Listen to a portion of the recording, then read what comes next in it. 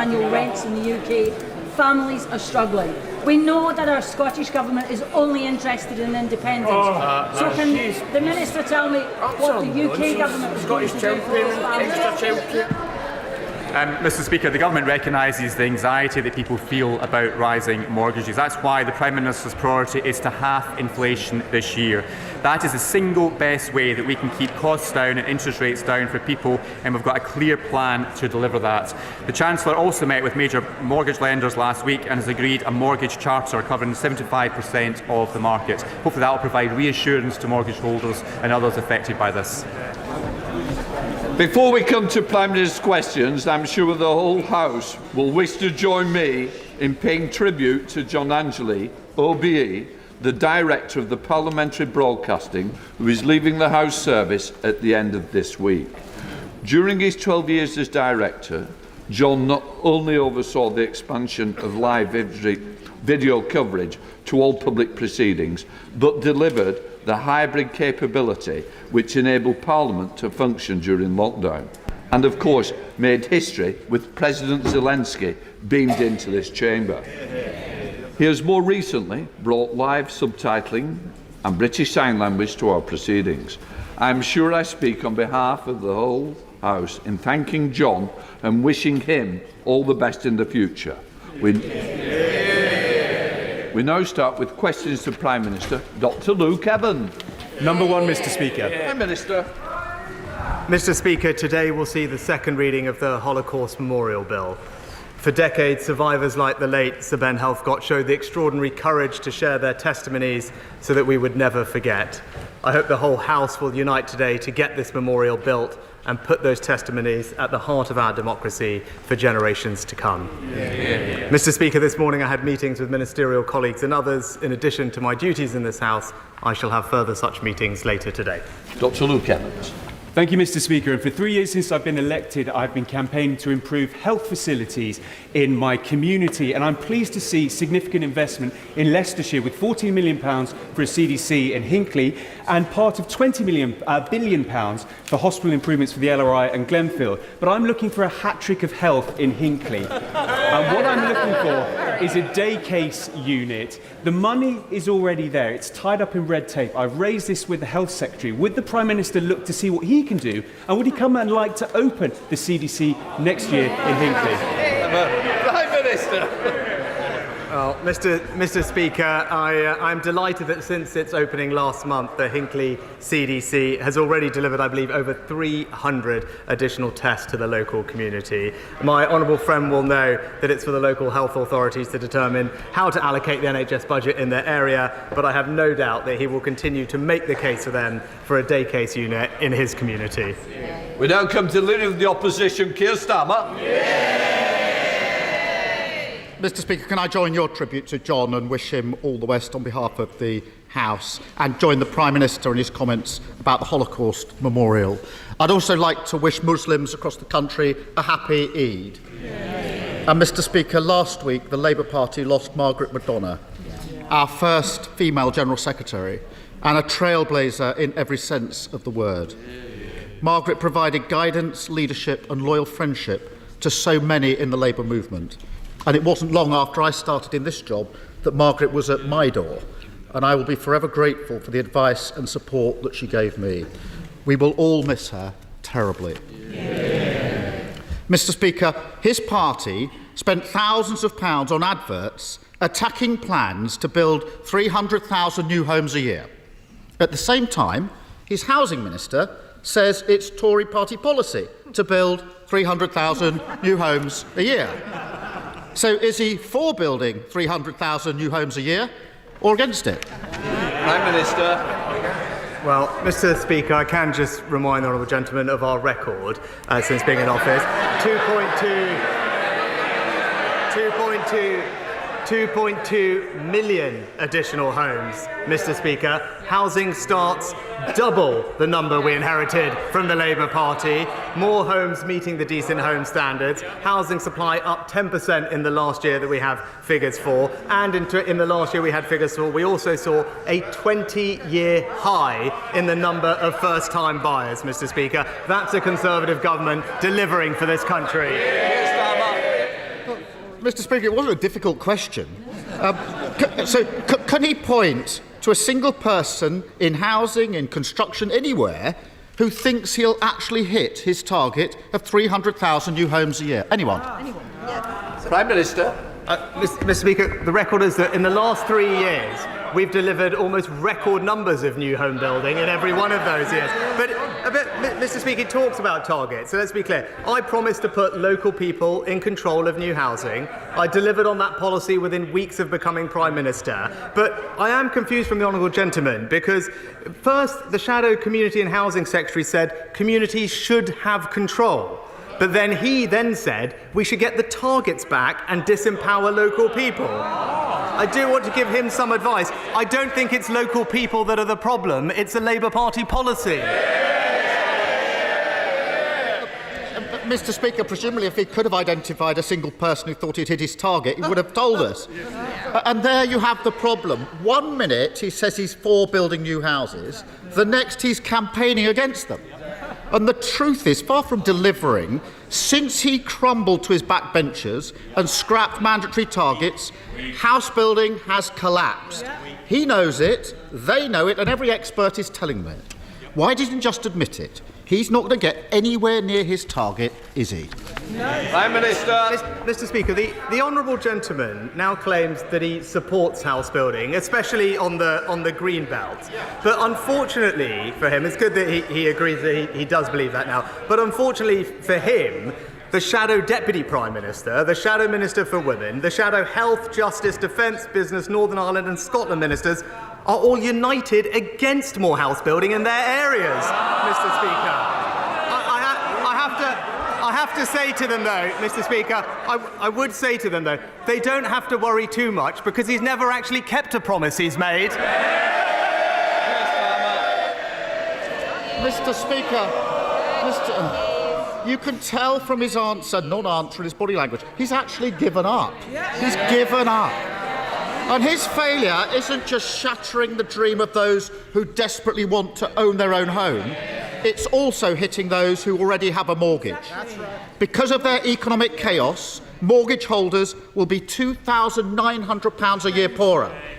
How can they ever look the British people in the eye again and claim to be the party of home ownership? Prime Minister. Mr. Speaker, I don't think he's noticed that his Shadow Housing Secretary doesn't actually agree with his new policy of concreting over the green belt, Mr. Speaker. She's been campaigning against developments in her own constituency. She said she wanted to prevent urban sprawl and provide green space for local people.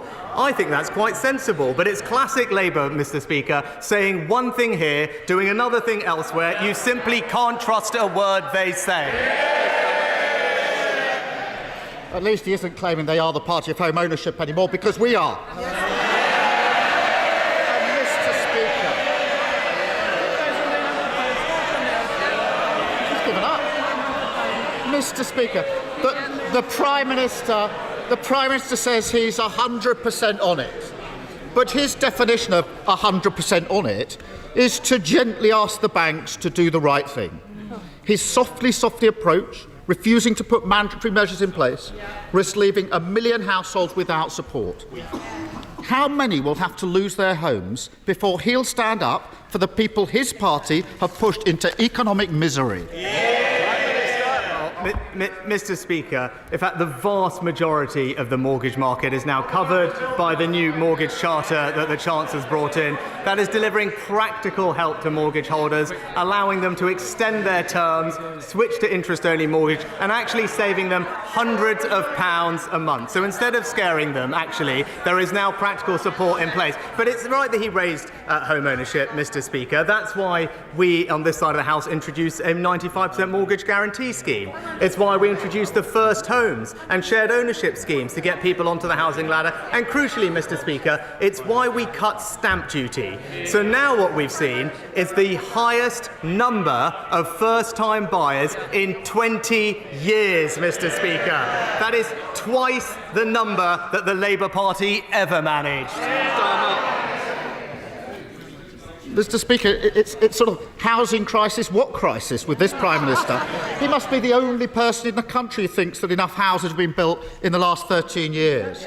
And whether it's those dreaming of getting the keys to their first home or those already with mortgages, the ambitions of families across the country have been crushed by his failing Tory government. House building at his lowest rate since the war because he can't stand up to his own party. A Tory mortgage bombshell because they crashed the economy.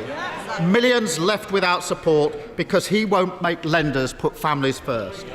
Rather than lecturing the rest of the country and holding their nerve, why doesn't he try and locate his? Well, Mr. Speaker, as always, he hasn't actually taken the time to understand the detail of what we're doing.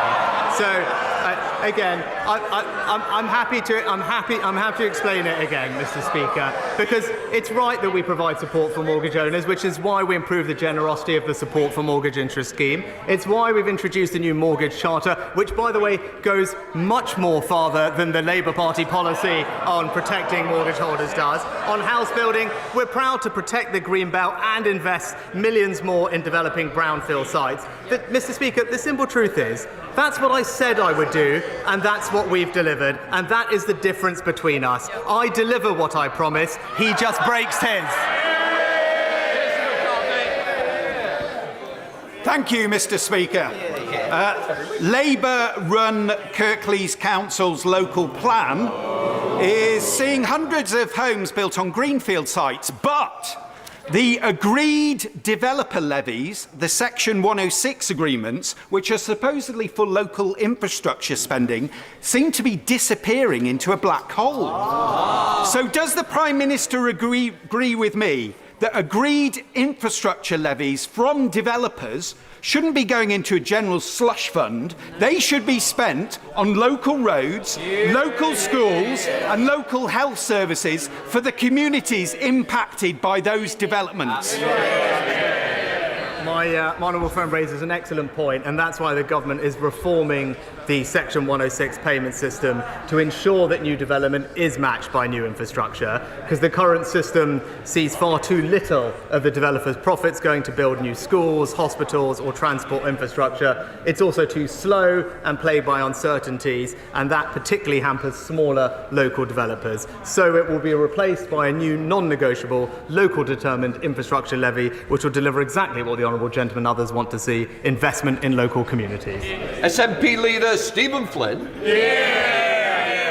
Mr. Speaker, I wish to start by paying tribute to SNP legend Winnie Ewan and Scotland men's national team former manager Craig Brown, who both so sadly passed in recent days, and to all Muslims who are celebrating Eid Mubarak.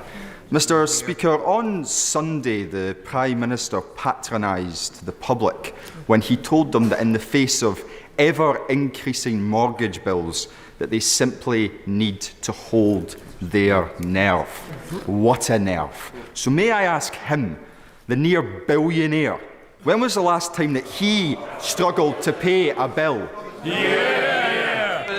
Mr. Speaker, the reason that mortgage rates are rising is because of inflation, Mr. Speaker. That is the root cause, which is why it's absolutely the right policy to tackle, halve inflation and reduce it back to target. Now, that does mean that we do have to make difficult decisions. It does mean we have to be patient while the impact of those decisions actually has an impact. But in the meantime, Mr. Speaker, as I was explaining previously, we are taking practical steps to support mortgage holders across the United Kingdom, particularly through the SMI scheme and the new mortgage charter. Stephen Flynn.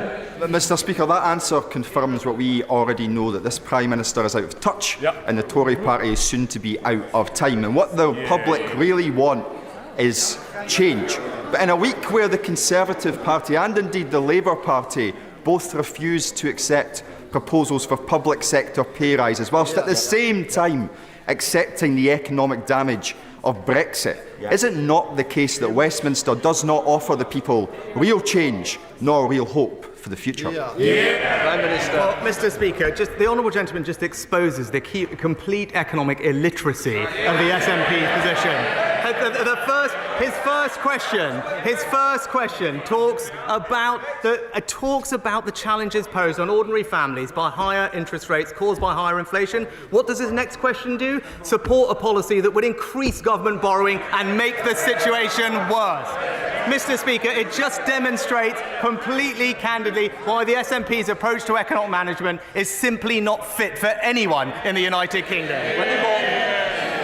Mr. Speaker, local police stations are a key part of communities such as Aldridge in my constituency, and that's why I continue to make the case to Labour's Police and Crime Commissioner to save and strengthen the role of Aldridge Police Station, not force it to close. So does the Prime Minister agree with me that any such closure would be reckless, and Police and Crime Commissioners should be working with local communities and local police teams to provide greater certainty, particularly given the extra 1,376 extra police officers this government has put into the West Midlands? Prime Minister. Mr. Speaker, I'm pleased to hear about the extra police officers that the government has funded in my right honourable friend's community, but I am concerned to hear about the planned closure of Aldridge Police Station. I'd like to thank my right honourable friend for raising such an important issue. I know it's one on which she is championing her constituents. As she will know, unfortunately, this is a decision of the locally elected Labour Police and Crime Commissioner, and I would join her in urging them to think again. Liz Savile-Roberts. The Prime Minister's solution to inflation is to push families into poverty while letting corporate profits pile up. Absolutely. Economic illiteracy. The IMF said this week that the way to cut inflation is for companies to cut their profit margins. Yeah. It's corporate greed fueling inflation, not workers' need for fair pay. Can he explain to the 1 in 5 people in Wales facing hunger because they cannot afford to buy decent food why they must pay his price for lowering inflation? Prime Minister. Mr. Speaker, actually, my honourable friend the Chancellor met with all the economic regulators this morning, and they'll be making an announcement later about their plans to ensure fairness of pricing and supply chain to ease the burden on consumers. But I'm glad she brought up the IMF when it comes to tackling inflation, because actually the IMF, in their words, strongly endorsed our plan to halve inflation, and they called our steps both decisive and responsible. Jonathan Lord. Mr. Speaker, as my right honourable friend knows, I've been liaising closely with the Department for Levelling Up Housing and Communities and with the Treasury with regard to the terrible news of Woking Council's recent Section 114 notice. Would my right honourable friend agree with me that in this scenario, the vulnerable must be protected and that the local councillors of all parties need to work together to try to put the council's finances back on the right track? Prime Minister. I know my honourable friend is a great champion for his Woking residents, and as he knows, the Secretary of State for Levelling Up has intervened in this authority and appointed commissioners to ensure that decisions are taken that provide the best outcomes for residents, including the most vulnerable and indeed the public purse. I agree with him that local councillors should be working together with the commissioners to put the council's finances in order. The commissioners will submit their first report to the Secretary of State, setting out progress on the council's path to improvement and financial sustainability, and I look forward with him to seeing further progress. Sir Christopher Bryant. Thank you. The Prime Minister has had responsibility for the UK economy now for 1,323 days, and he's delivered. He's delivered the largest national peacetime debt ever, the largest tax burden since the Second World War, the highest core inflation since 1991, the fastest interest rate rises since 1989, and the biggest fall in living standards in our history. So will he stop lecturing my constituents about holding their nerve, ditch the lame excuses, and admit that he is literally the worst person to be leading this country through a cost of living crisis?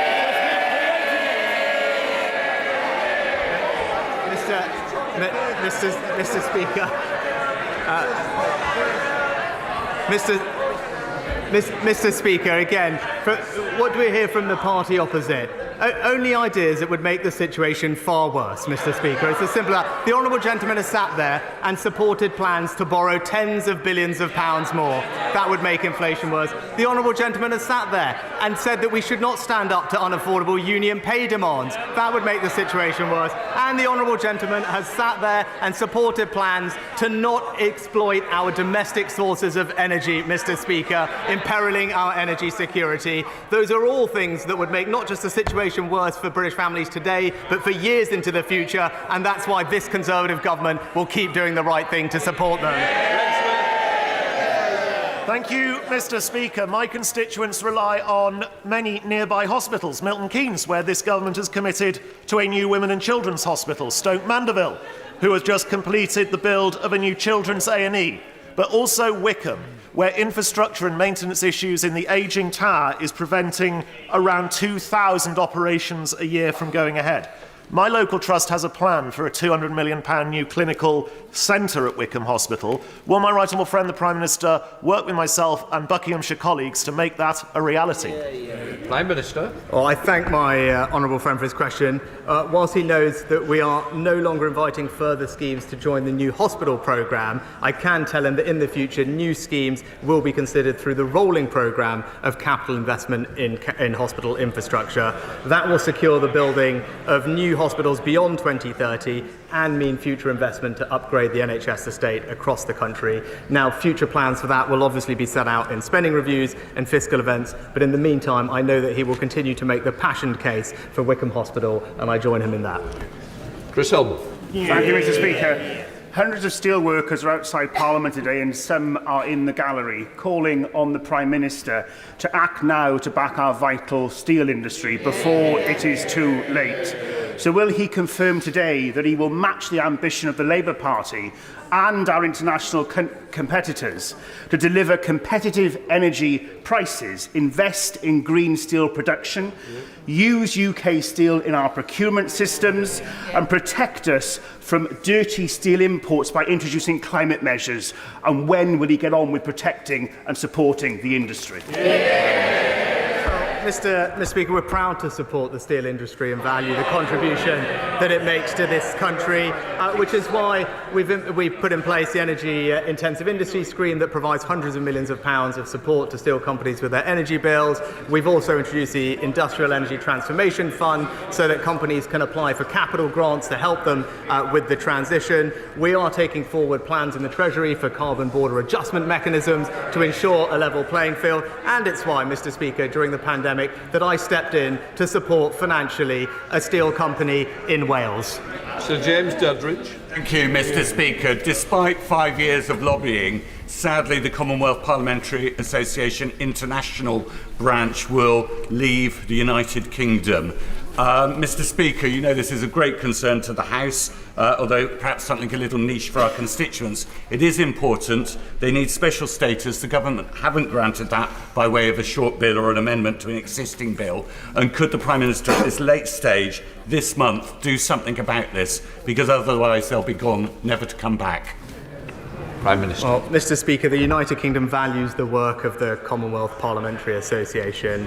My right honourable friend, the Foreign Secretary, has made clear that he does not want the CPA International to relocate. He's written to them in March to confirm that officials from the SCDO would work with the CPA to find a mutually acceptable solution to the status issue, and I look forward to seeing progress. Alison McLevin. Thank you, Mr. Speaker. Mr. Speaker, your constituents and mine, I think, have been made a promise by the Prime Minister.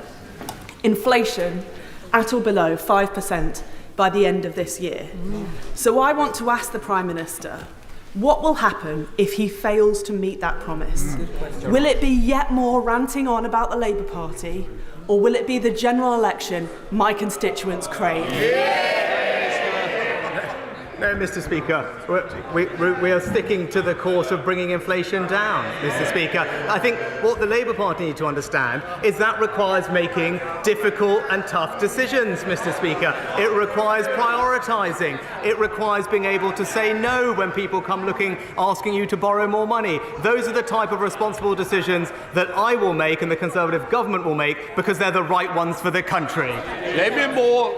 Mr. Speaker, for over 160 years, Southport Pier has been at the centre of our visitor economy, welcoming visitors from far and wide, including Chorley, Mr. Speaker. It stood the tests of time, except for the mismanagement of Labour-controlled Sefton Council, who've closed our pier. Businesses are concerned it will have a huge impact on tourism. Will the Prime Minister condemn these actions and support my campaign and efforts to work with this Conservative government to get our pier open?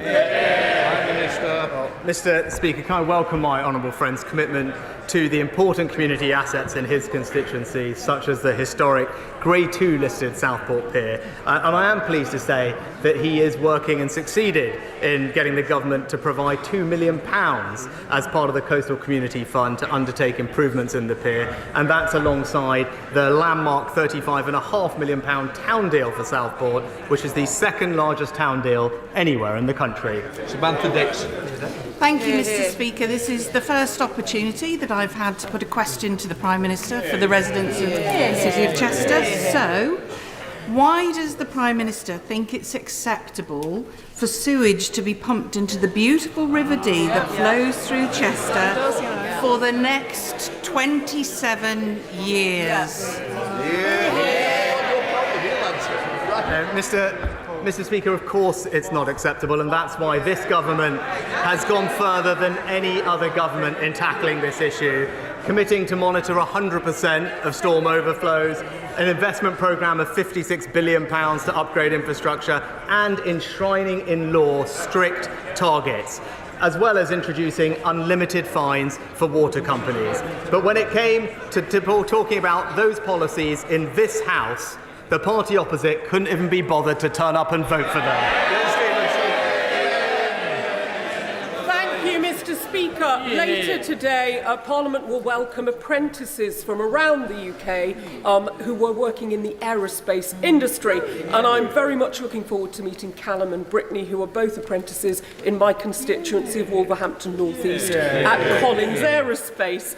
Would he join me in celebrating apprenticeships in the aerospace industry and encourage colleagues to attend and meet their apprentices? Well, can I join with my honourable friend in both celebrating everyone doing an apprentice and encourage everyone to go and meet theirs later on today and pay tribute to Callum and Brittany in particular. And she's absolutely right to highlight the importance of the aerospace industry, particularly because of our new defence cooperation agreement with Italy and Japan to build a new generation of fighter aircraft. Thousands of new jobs will be created across the country. Many of those will be through apprentices, and that's an example of this Conservative government providing opportunities for the next generation.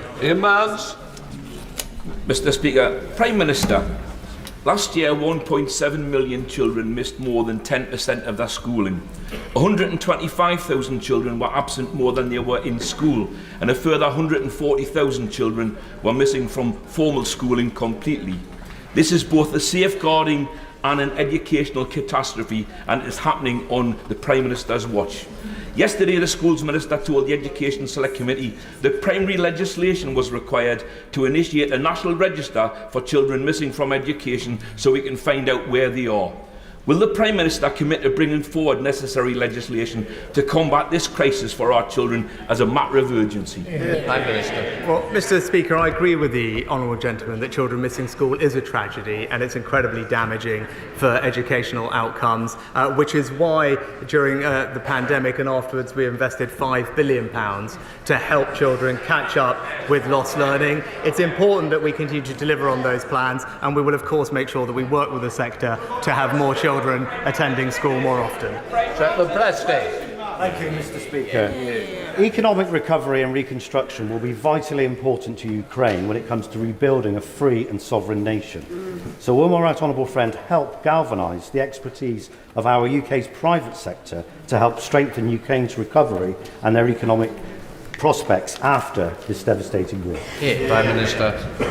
Well, Mr. Speaker, time and time again, Ukraine has shown its ability to rapidly harness innovation and creativity, and I know that its economic recovery will be no different. And my right honourable friend is absolutely right to highlight that private sector expertise and investment will be critical to that recovery.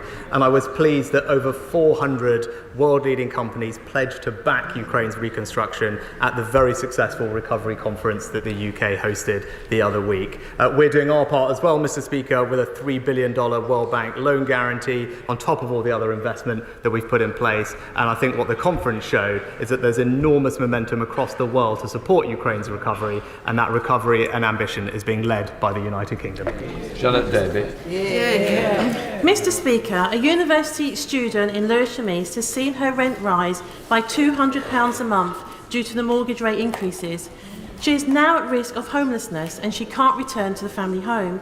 She has no choice but to use food banks, even though she has 2 part-time jobs. Not only is she falling behind in her studies, she's falling further into debt and she's falling into depression. What does the Prime Minister say to constituents like mine who are paying the dual price of this government's cost of living crisis and mortgage rates crisis? Well, Mr. Speaker, we've taken significant action to help families across the country, most notably by taxing the windfall profits of energy companies and using that money to pay around half of a typical family, including all of her constituents' energy bills. That support is worth £1,500, Mr. Speaker, and I'm pleased that energy bills are forecast to fall £430 when the price cap resets in a couple of days. But beyond that, there's considerable support for the most vulnerable in our society, including £900 of cost of living payments for those on universal credit and additional support for pensioners and indeed disabled people, Mr. Speaker, and that's what we'll continue to do. Bailey. Speaker, we are heading into the 5th week of Sandwell Labour's refuse strikes. We've had flying pickets, we've had reports of the GMB blocking ambulance workers getting out of their depot as a result of their picket lines, and the PCC trying to encourage the police not to police it. Can I ask my right honourable friend to ensure that he convenes a meeting urgently so we can resolve this, and perhaps he'll join me and tell Labour politicians, particularly one in particular, grow a spine and put people before your paymasters.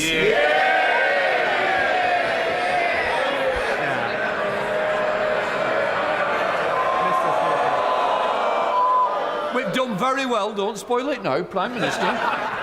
Well, my honourable friend put it very well, but illustrated exactly the issue. Because, Mr. Speaker, the Labour Party is unable to stand up to its union paymasters and back our plans to introduce minimum service and safety levels in critical industries. That's the type of practical action that supports working families. It's one that the Labour Party isn't strong enough to actually support. Welcome back, Donald. I'm grateful, Mr. Speaker. After events in Russia at the weekend, it is unclear what the future holds for the Wagner Group. But what can never be washed away is the catalogue of crimes they've committed across Africa, the Middle East, and of course in Ukraine. But despite all of that, Mr. Speaker, the government doesn't yet have a permanent Cabinet Office official to coordinate all of the organs of government to pursue the criminals in the Wagner Group. Will he appoint one?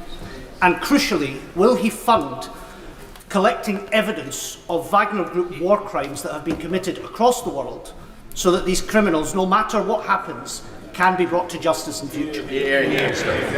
Well, Mr. Speaker, we have consistently condemned the Wagner Group and we carefully monitor their actions in Ukraine and the wider world, as the Honourable gentleman mentions. We have designated both the Wagner Group and its leader under our sanctions regime already, and we also support international mechanisms which hold individual mercenaries in the Wagner Group to account for violations of international law. But I also reassure him that we are working very closely with our partners to counter the malign use of such proxies by Russia and more generally across the continent. Paul Bristow. Thank you, Mr. Speaker. On Monday night, an illegal traveller encampment was established on Bretton Park. On Saturday, the much loved Bretton Festival is due to take place on Bretton Park. This House passed legislation that gives more powers to police to tackle these illegal encampments. Will the Prime Minister make it clear today from the dispatch box that he expects police to use those powers on these encampments that blight public spaces and public parks in places like Peterborough? Well, Mr. Speaker, we absolutely recognise the misery that unauthorised encampments can cause to local communities, and that's why we've delivered on our manifesto commitment to give police the powers they need to tackle those people on unauthorised encampments who are causing harm. Now, of course, how how the police use these powers is an operational matter for chief constables, but we wouldn't have legislated for them if we didn't expect them to use them, Mr. Speaker. And I am told that Home Office officials are liaising regularly with the National Police Chiefs Council on this exact matter. Final question, Martin Docker to use. Thank you, Mr. Speaker. In the past couple of days, yet again, we have been reminded that a member of the other House was appointed contrary to the recommendations of MI5. And in the Channel 4 film, that even the monarch was actually asked to be involved because Whitehall officials were so opposed, given that they were deemed a security risk to the United Kingdom of Great Britain and Northern Ireland. So can I ask the Prime Minister, does he agree with MI5 or with his predecessor that peer should still be in the other House? Prime Minister. If Mr. Speaker, for obvious reasons, I'll talk in more general terms. With the House of Lords Appointment Commission vets crossbench and party political life peerage nominations to the House of Lords, and where appropriate, seeks advice from government departments and agencies, and were a Prime Minister to recommend a peerage against the Commission's formal advice, the House of Lords Appointment Commission has previously undertaken that it would write publicly to the relevant Parliamentary Select Committee. Completes Prime Minister's questions.